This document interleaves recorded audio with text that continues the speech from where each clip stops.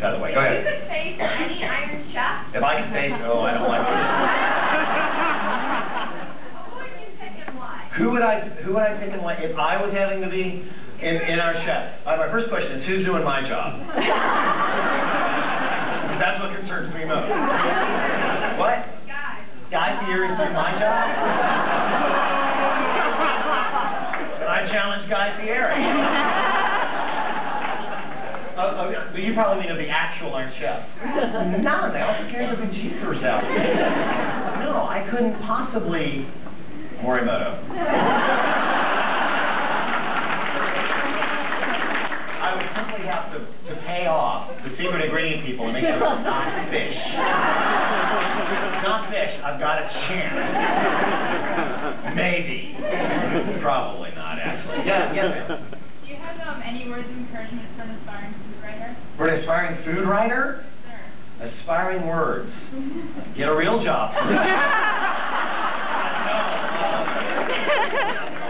You know, here's the thing: is that people that don't realize that writing is actually work just like any other kind of work, and you either just do it or you don't do it, and that's kind of all. You know, you got to have a voice and you got to be able to type, and outside of that, it's all elbow grease.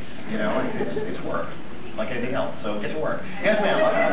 You up there? Stand. Yes. Up. Yes. How did you become so scientific? How did I become so scientific? I became really scientific by not being a terribly good cook. I had miserable science grades in high school and college. Matter of fact, in high school I flunked both chemistry and biology, and in college I simply dropped them so that I wouldn't.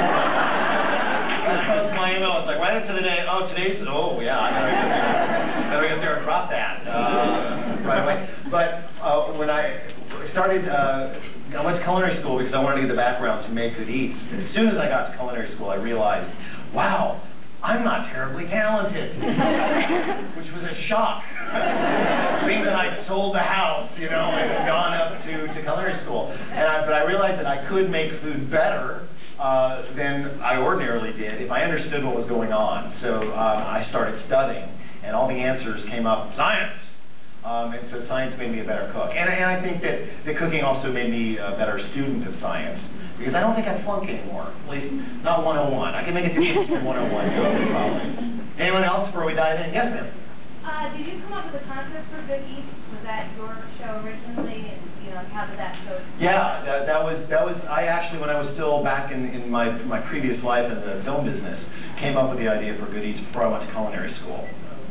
So yeah, it was kind of like this mishmashy, strange show. Which, by the way, we just finished our 200th episode.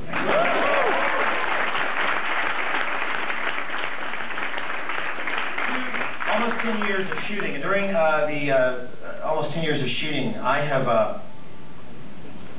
let's put it this way, was sitting watching TV with my daughter. I have an 8-year-old daughter who doesn't know a world without Good Eats. Right.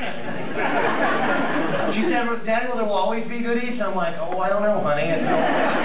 Brooke Johnson, ladies and gentlemen.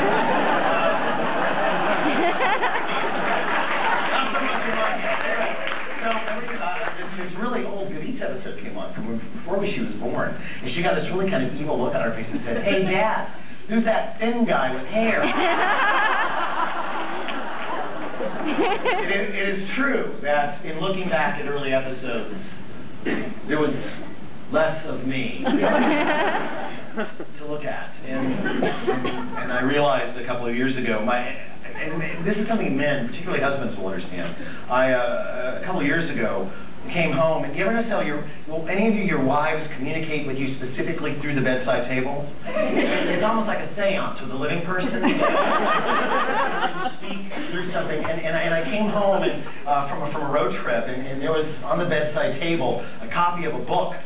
It was the Atkins Diet. This was a strong message to send to a guy in the food business. Atkins. Especially since I think he just died.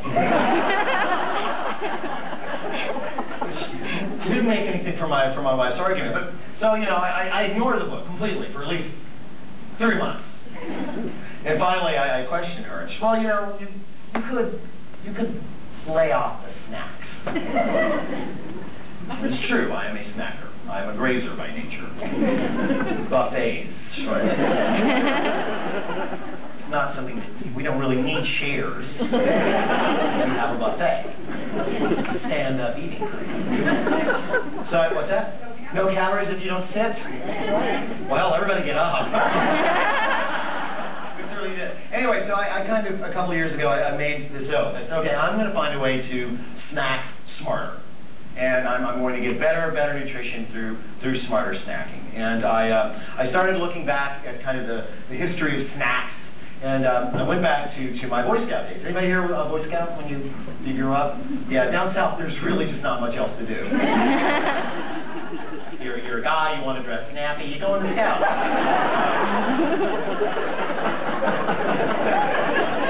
I like the uniform. Anyway, when I was a kid, what, clapping for Boy Scout uniform? Eagle Scout, what do you want? Your husband's an Eagle Scout. Wants an Eagle Scout. You're the Navy guy, aren't you? Yeah, I am. So straight from, well, I broke the chain before the military. Actually, I gave up well before Eagle Scout, but that's another story. The knots. Anyway, so I decided, all right, I'm going to be a better snacker, and I went back to my Boy Scout days, which had been fun days. Everybody has assistants in their kitchen, right? I have too. Hopefully I won't mess up anything too terribly. Anyway, make a long story short, when I was a kid and I was in Boy Scouts, I was a huge fan of jerky. And I loved all kinds of jerky. And so I thought, well, that's fine, that's what I'm going to eat. And so I went down to, because I used to buy it at gas stations and places like that, out of these jars. And so I go down to the gas station, I got this stuff that said jerky, except now it came in an old plastic thing, and I opened the old plastic thing, and I put it in my mouth. And that was the most hideous, chemical-laden bar of brown I've ever had. I'm not sure there was any meat in it. And the jerk came, I'm pretty sure, from recycled Nike shoes. It was hideous. So I undertook to, now how many people last time, you're all most adults here, how many of you have fond memories, especially guys, of beef jerky when you were kids? You eat jerky? What are you curling up your lip at me for? No, what did you snack on? Potato chips. Another show. I'm going to let you go with this, but if you had said something like tofu, I was going to open up, I was going to move on. Anybody else had jerky when they were kids? Me and 3 guys. Right. Me and 3 other real men. Okay, sure. Oh, and kids. Yeah, kids love jerky because it's full of nutrition. And it starts. So I decided I was going to undertake the making of jerky products. I'm just checking out to make sure that I don't run out of Evian water because there's 75 bottles of it.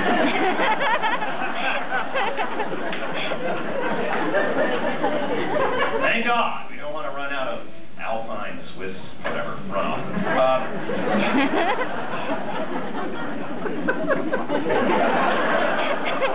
I'm so sorry. Nobody wants to hear that kind of talk from me. So, I want my fish. Don't clap, it's just a fish. It's just a dead fish. You've been conditioned by too much Food Network to clap. You don't have to do that. You don't have to do that. What's that? Oh, how I threw the fish out? You like that? Okay. This is, what is this? Thank God. Like, did they get this wrong? You're gonna have a lot of trouble. Typically, one would make jerky products out of beef, but in the last few years, we've been hearing so much about the omega-3 fatty acids and the other things that are in salmon that are so good for us. Well, I really need to get more salmon into my diet. I mean, I like salmon, but hey, why can't you make jerky out of salmon? Can you? You should.